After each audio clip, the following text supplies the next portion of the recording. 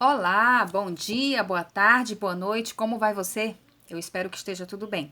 Hoje, com certeza, passaremos de 10 minutos. Prepare-se. Nós estamos no quinto capítulo do livro Conversando sobre Vida Plena. E o tema de hoje é: o acesso à vida plena é somente pela fé.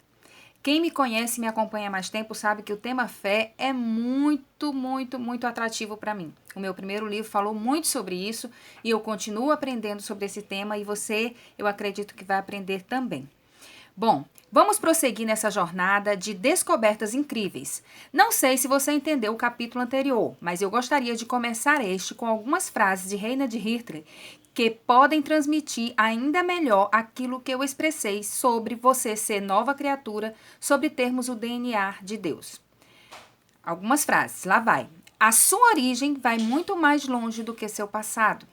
Se sua fé está posta em sua origem, você não teme mais o seu passado. Deus pensou em você muito antes de ter criado o mundo. Deus nos escolheu para sermos objetos do seu perfeito amor. Quem se importa com quem me rejeitou no passado se Deus já me aceitou antes da fundação do mundo? Os filhos biológicos não podem ser escolhidos. Os adotivos, sim. Todas essas frases têm íntima relação com o que falamos no capítulo 4. Precisamos focar em nossa origem e não no nosso passado. Nosso passado não é mais importante do que nossa origem. Quando descobrimos que fomos criados por Deus porque Ele simplesmente desejou nos amar, não precisamos mendigar o amor de mais ninguém. A pessoa mais poderosa, mais importante e mais exigente já me ama e isso basta. Deus nos aceitou em Cristo Jesus e isso nos faz parar de dar importância a quem nos rejeitou. Enquanto estivermos com a nossa visão no nosso passado, perderemos os benefícios eternos da nossa origem. Não gozaremos dessa paternidade maravilhosa. Ficaremos cobrando a paternidade dos nossos pais biológicos, enquanto poderíamos estar usufruindo da paternidade do pai que nos adotou. Paramos de nos comparar com nossos irmãos e passamos a viver como co-herdeiros com Cristo. Isso não é tremendo para você? Para mim é. Por isso que estou convencida de que toda a cura está nessa verdade. Não permita que suas dores lhe ceguem, que seu passado lhe defina. Em Cristo Jesus, você está em outro patamar. Sua posição de aceito e amado pelo Pai é definitiva, permanente. Ele nunca, jamais desistirá de amar você.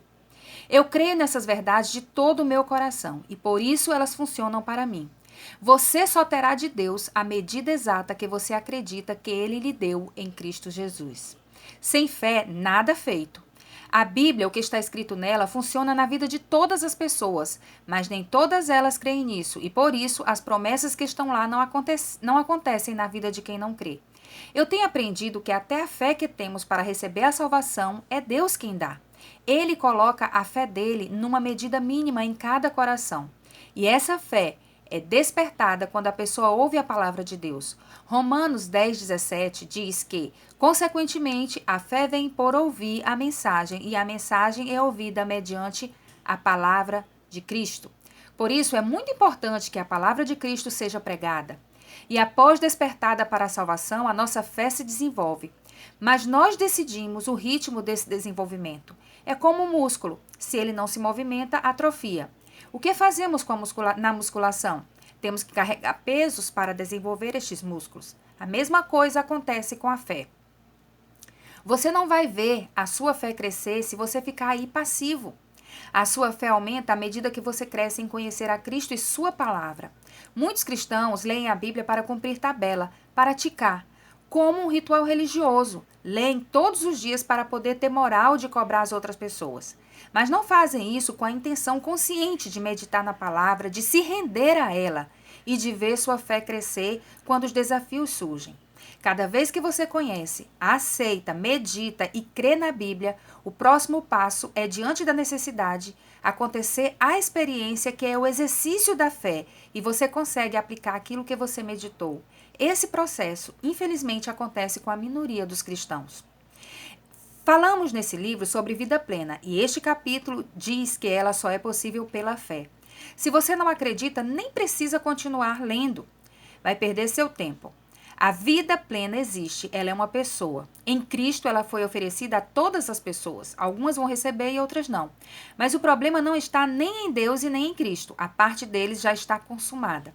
Eles decidiram na eternidade e foi cumprida na cruz. Se a vida plena não está fluindo em você, o problema não está no doador, mas no recebedor. Infelizmente, a religião se infiltrou entre o doador e o recebedor, colocando termos e imposições, além de dificultando o entendimento, inviabilizando a experiência de plenitude. A religião trouxe para si um papel que ela nunca será capaz de realizar, mas tem interesses em continuar dizendo que pode fazer pelas pessoas o que ela sabe que não pode. A religião faz as pessoas dependerem dela e não de Cristo. As pessoas ficam a vida inteira em busca dessa vida plena e não conseguem. Se cansam, se frustram porque escutam as dicas erradas da religião. Eu nunca gostei de ser denominacionalista. Eu sou cristã, mas me relaciono super bem com pessoas não cristãs. E o meu desejo é apresentar a elas o Cristo que pode mudar suas vidas como mudou a minha. Não me importo se elas vão frequentar a minha igreja. Eu quero levá-las a Cristo e sei que Ele será o suficiente para elas e dirá a elas a direção a seguir. O que percebo é que as experiências desagradáveis ou até algumas terríveis que pessoas passaram com a religião fez com que elas ficassem arredias e atrapalhou muito que Cristo pudesse se manifestar a elas. Elas precisam de Cristo, mas não precisam e até detestam a religião. Elas não conseguem ver Cristo na vida de muitas pessoas religiosas com quem elas convivem, e isso causa uma confusão terrível em suas mentes. Não é para menos. Eu entendo perfeitamente, e todo cristão genuíno entende. O nosso desafio é enorme, pois temos que ajudar essas pessoas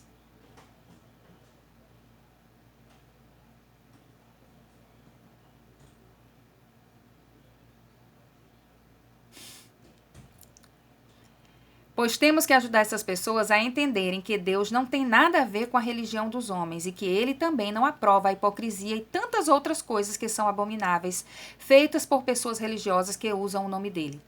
Eu sempre gosto de lembrar que Cristo teve muitos embates com os religiosos de sua época e nenhum com os pecadores. Pelo contrário, ele era conhecido por ser amigo de pecadores. Isso não lhe diz algo?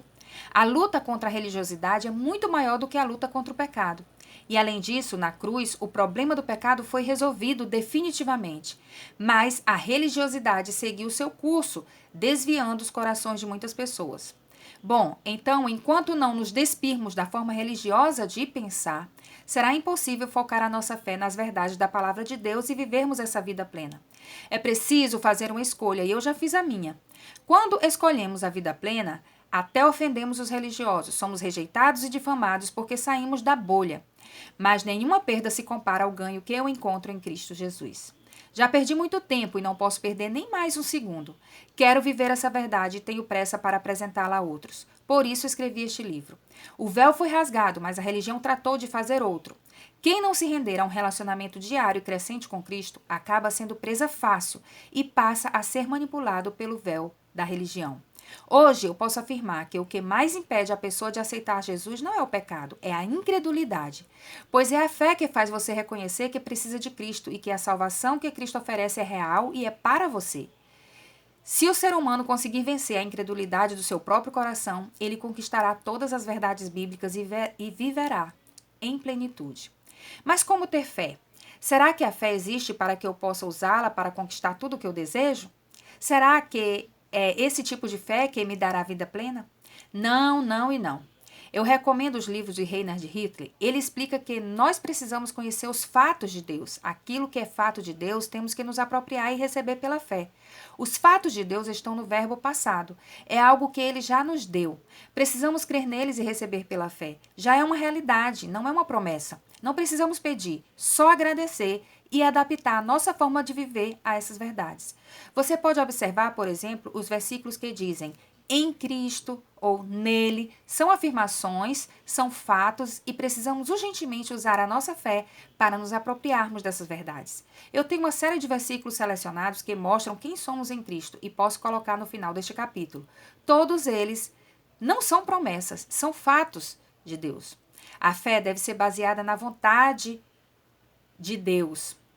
E essa vontade está revelada em sua palavra. Conhecer essa vontade exige tempo de rendição na presença dele, meditando no que ele diz. Reinhard Hitler escreveu: Apenas as promessas de Deus são a base para a nossa fé, não são os nossos desejos e anseios. Você pode pedir a Deus aquilo que você deseja e Ele, em sua infinita bondade, responde às suas orações, mas Ele também pode não responder. Portanto, precisamos conhecer as promessas de Deus para nós e crer nelas. Se crermos no que Ele não nos prometeu, o resultado será frustração. Por exemplo, Deus prometeu muitas coisas a um povo específico, a Israel. Mas essas promessas não se aplicam a nós. Muitos cristãos usam um versículo dito ao povo hebreu numa situação e num contexto específico e exercitam a fé nisso. Vou dar um exemplo. A promessa é: todo lugar que você pisar, eu te darei.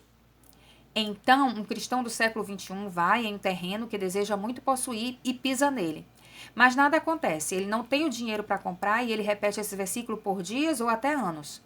Mas não foi uma promessa de Deus para ele. Havia um contexto, um recebedor específico e até condições para que essa promessa se cumprisse. Você consegue perceber quão frustrante é quando não compreendemos a palavra de Deus? Porém, eu tenho uma excelente notícia para você. Tudo aquilo que a Bíblia diz sobre Cristo, isso sim, é verdade sobre você, caso você já tenha recebido o sacrifício dele na cruz. Então, sempre que você ler algo sobre Cristo, anime-se, pois se aplica a você, porque você está nele e ele em você. Isso não se trata de promessas a se cumprir, mas de algo presente e eterno. Vou colocar abaixo um presente. Essa seleção de versículos foi tirada do site www.ministériorever.com.br. Sugiro que hoje mesmo você abra a sua Bíblia nestes versículos e leia-os em voz alta. Grife, date, creia e adeque sua vida a eles, pois eles são mais poderosos do que qualquer circunstância que tente desmenti-los. Reinhard Hitler escreveu em seu livro Fé: precisamos aprender que quando os fatos e a verdade se opõem, devemos firmemente acreditar na verdade, a palavra de Deus, e nos agarrar a ela. A verdade desafia os fatos se ousarmos crer nela. Quero lhe desafiar a crer na verdade sobre você, descoberta nos versículos abaixo, e manifestar essa fé através de uma vida que se adequa a essas verdades. Não se importe com o que você sente, mas com o que Deus diz a seu respeito, e muito em breve você viverá exatamente o que ele diz que você é em Cristo Jesus. As declarações de identidade e posição em Cristo. Atenção, pega a caneta, pega o papel e vai escrevendo, tá bom? Principalmente as referências. Aí você vai lá e lê com calma. Quem eu sou? Eu não sou o grande eu sou, mas pela graça de Deus sou o que sou. Êxodo 3,14, João 8, 24, 28 e 58 e 1 Coríntios 15, 10. Eu sou o sal da terra, Mateus 5,13. Eu sou a luz do mundo, Mateus 5,14. Eu sou um filho de Deus, João 1,12. Eu sou parte da verdadeira videira, um canal da vida de Cristo, João 15, 1 e 5.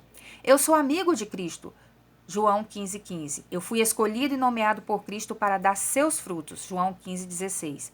Eu sou um servo da justiça, Romanos 6, 18. Eu sou um servo de Deus, Romanos 6, 22. Eu sou um filho de Deus, Deus é o meu pai espiritual, Romanos 8, 14 e 15. Gálatas 3, 26 e Gálatas 4, 6. Eu sou um co-herdeiro com Cristo, partilhando sua herança, Romanos 8, 17. Eu sou um templo, uma habitação de Deus. O Espírito e a vida de Deus moram em mim, 1 Coríntios 3,16 e 1 Coríntios 6,19.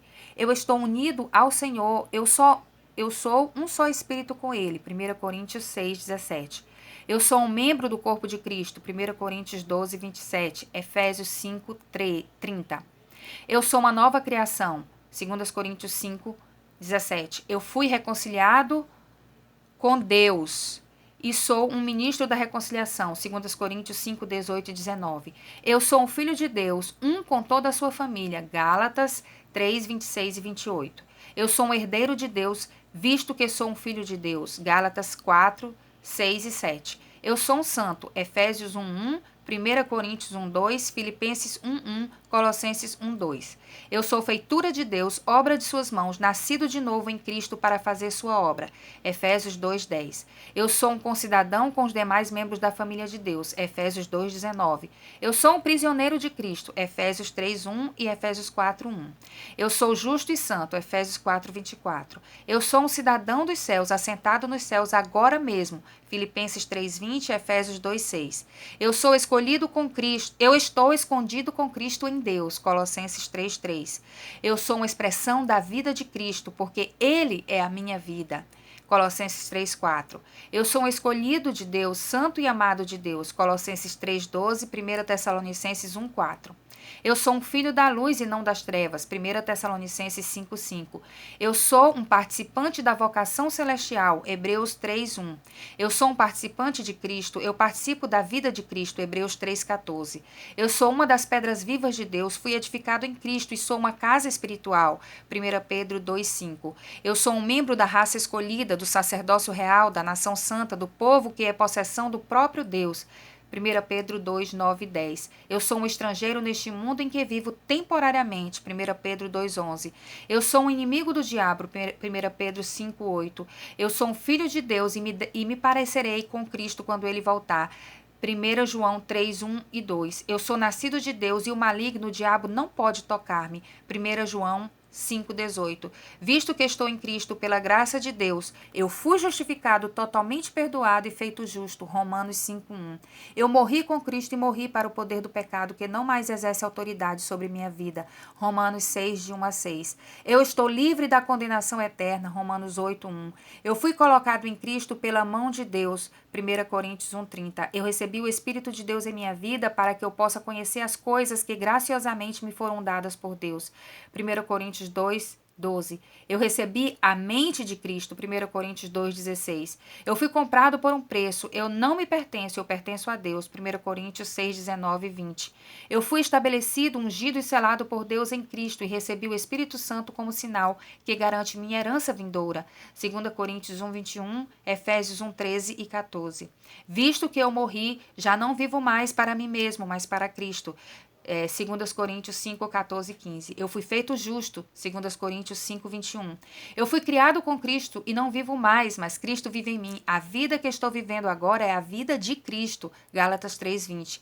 Eu fui abençoado com todas as bênçãos espirituais, Efésios 1, 3. Eu fui escolhido em Cristo antes da fundação do mundo para ser santo e não tenho culpa diante do Senhor, Efésios 1, 4. Eu fui predestinado, predeterminado por Deus para ser adotado como filho de Deus, Efésios 1, 5. Eu fui redimido e perdoado e recebo a graça abundante do Senhor. Efésios 1, de 6 a 8. Eu fui feito vivo junto com Cristo. Efésios 2, 5. Eu ressuscitei e me assentei com Cristo no céu. Efésios 2, 6. Eu tenho acesso direto a Deus mediante o Espírito. Efésios 2, 18. Eu posso aproximar-me de Deus com ousadia, liberdade e confiança. Efésios 3, 12.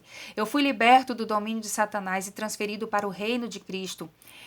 Colossenses 1,13. Eu fui redimido e perdoado de todos os meus pecados. Meu débito foi cancelado. Colossenses 1,14. O Senhor Jesus Cristo vive em mim. Colossenses 1,27. Eu estou firmemente enraizado em Cristo e nele estou sendo edificado. Colossenses 2,7. Eu fui feito completo em Cristo. Colossenses 2:10. Eu fui sepultado, ressurgi e agora vivo com Cristo. Colossenses 2:12 e 13. Eu morri com Cristo, ressurgi com Cristo. Minha vida está escondida com Cristo em Deus. Agora, Cristo é a minha vida. Colossenses 3, de 1 a 4. Eu recebi um espírito de poder, de amor e de autodisciplina. 2 Timóteo 1:7. Eu fui salvo e separado de acordo com a vontade de Deus. 2 Timóteo 1:9. Tito 3:5.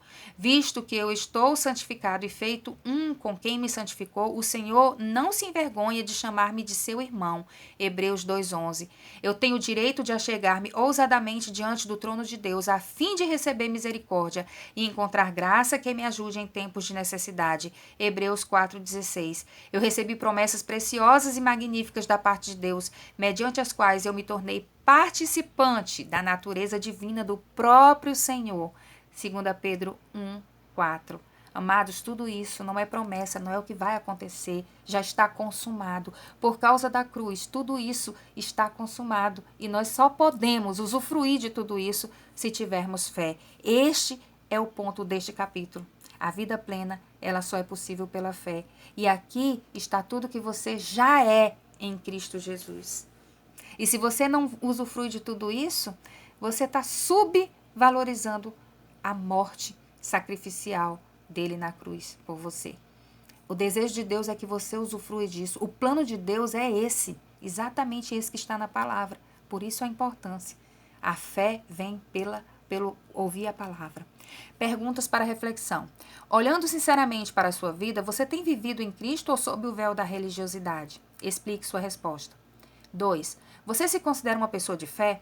Caso afirmativo, você consegue perceber se essa fé que você tem é baseada nas verdades de Deus ou é motivada por seus desejos e anseios? 3.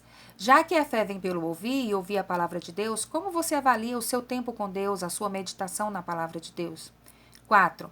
Você tem alguma experiência de fé para compartilhar? Não algo baseado apenas no que recebeu, mas algo que foi um processo de conhecer a palavra, meditar, crer, agradecer e receber o que está escrito sobre você. 5. A incredulidade é a única coisa que atrapalha o homem de ser salvo. O problema do pecado já foi resolvido por Jesus na cruz, mas o problema da incredulidade do coração humano só pode ser resolvido quando esse coração se dispõe a se render às verdades da palavra de Deus. Você concorda com essa afirmação? Se afirmativo, qual deve ser o seu foco para ter uma vida plena? 6. Quais aprendizados foram mais importantes para você no conteúdo deste capítulo? E eu estou muito curiosa para saber, tá? Essa última pergunta. Se você gostou desse capítulo, deixa aí nos comentários. E eu agradeço todos aqueles que estão compartilhando esse vídeo em outros grupos. E eu sei que Deus está falando comigo, com você. Cada capítulo é escrito um capítulo por dia. É o maná. Eu tento encontrar tempo para agilizar mais de um capítulo por dia, mas eu não encontro. E eu tenho sentido no coração que eu não tenho que me preocupar, eu tenho que descansar. Porque nós temos a mente de Cristo. Então, eu tenho a mente de Cristo, amanhã a mente de Cristo que está em mim, ela vai trabalhar no capítulo 6 e eu vou compartilhar com vocês. Eu creio nisso. Até amanhã.